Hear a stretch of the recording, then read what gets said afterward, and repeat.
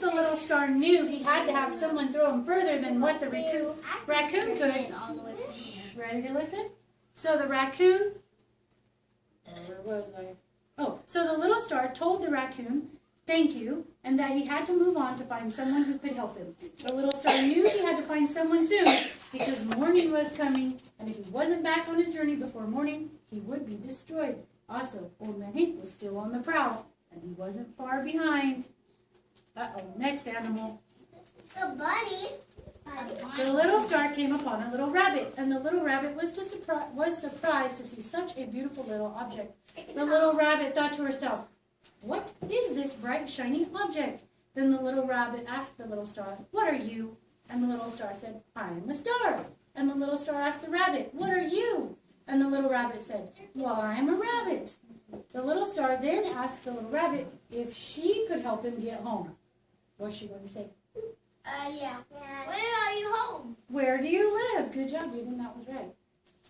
The little rabbit asked the star, and just like he told the raccoon, the little rabbit said, I live up there in the sky. The little rabbit said, well, I don't know what I can do to help you get up there, but I'll try something. And the little rabbit then told the star to get on her back because she knew that she could jump high, and maybe that would help the star get home. So the little star thought, well, that was a great idea.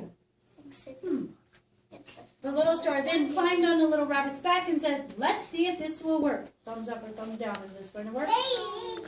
Okay, the little rabbit started jumping, and he jumped higher and higher. But she couldn't jump high enough to give the little star the start that she needed to continue his journey toward home. The little rabbit was tired from all of this jumping, and she said to the little star, I've jumped as high as I can, but I can't help you. I'm so sorry. The little star said, that's right. You did your best, and thank you.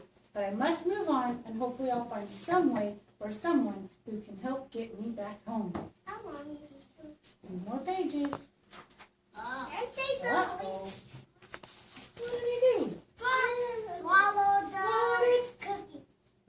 Oh my goodness. He's bad. Swallow. He has something in his tummy. Let's see. The little star was beginning to lose hope because morning was coming fast, and he knew time was running out for him.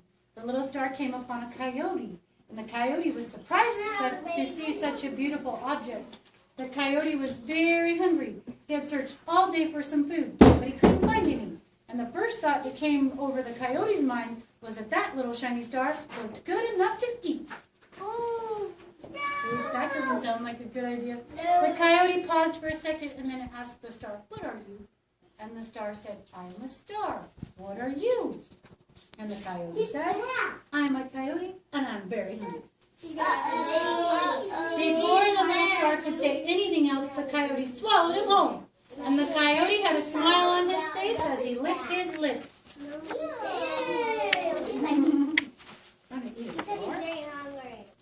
All right. He then felt full and said, man, this must be my lucky day because I couldn't find anything to eat, and that little star was just what I needed. At least that's what he thought. Suddenly, he lay down to get a nap, and his stomach started to bubble. Emergency. He thought to himself, that's just gas. It'll pass. But what he didn't know, was that you can't eat little stars. The coyote couldn't bear the pain anymore, and then it happened. The star came flying out of the coyote's mouth. Hey, why did you eat me? Said the little star. I was hungry, said the coyote. And the little star said, well, did I taste good? And he smiled, and the coyote said, no, you didn't, and I will never try to eat a little star again. The coyote then told the little star he was sorry for trying to eat him, and if there was anything he could do to make it up to him. And the little star said, what do you think he said? No. Yeah, you can help me get home. Where? Well, where do you live? Said the coyote. Up there, said the little star. And the coyote said, well, how can I help you get up there? And the little star responded, if you throw me up high enough, I can do the rest. Thumbs up or thumbs down. Can a coyote throw a star? I don't know. I don't know. The coyote grabbed the little star in his mouth, careful not to swallow him again, because he knew that the star wasn't meant to be eaten. He's crying. Yep. And he threw the little star as far as he could. But it just wasn't enough, and the little star started to cry. His tears were shiny little flakes, and they sparkled like glitter. And the star knew that he had to keep moving because the sun was coming up. And Every second made the difference between him living or fading away. Suddenly he could hear someone coming up fast through the bushes. Guess who it is? Sensei? That would be a good help, huh? What about what would be the bad help? The old man. If you said Old Man Hank, then you were right. But Sensei was right behind him. Old Man Hank and Sensei continued to run behind the star, and the little star came close to a freeway, which he had never seen before. What is a freeway? A freeway Drive with a lot of cars or a little bit of cars? He got A lot of cars. All right. So he could get over the water thing. One car passed, and then another, and the little star was too afraid to cross the freeway. Old Man Hank came upon the little star and caught him, but Sensei came up to both of them, and Sensei told Old Man Hank that the little star had magic. Now he's going to want him more. Sensei then said, "If you don't believe me, just hold the little star and make a wish." So Old Man Hank thought to himself, maybe this little star does have powers. And he held the little star out to make the wish. Wait a minute. Do you think, why would Sensei give, don't tell her, why would Sensei give the old man the star? I know. What do you think? Because he wants to make a wish. Maybe the old man needs a wish? That would be very nice of Blow it him. up in the air. What do you think? It's gonna teleport out of his hand. It's going to teleport. Well, that would be a good guess. What do you think, Hannah? It's gonna shoot up back to his home. Maybe because the old man's taller, he'll be closer to the sky. All right. Summer, what do you think? I know you're tall. When you hold it, when your legs go, he would, I think he would fly. He can fly away. Okay, let's see. Then Sensei yelled, "Jump, little star, jump!" And the little star jumped right into Sensei's arms.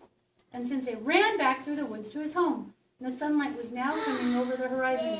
And all Sensei could do was try to hide the little star in his pocket. Do you think that'll work?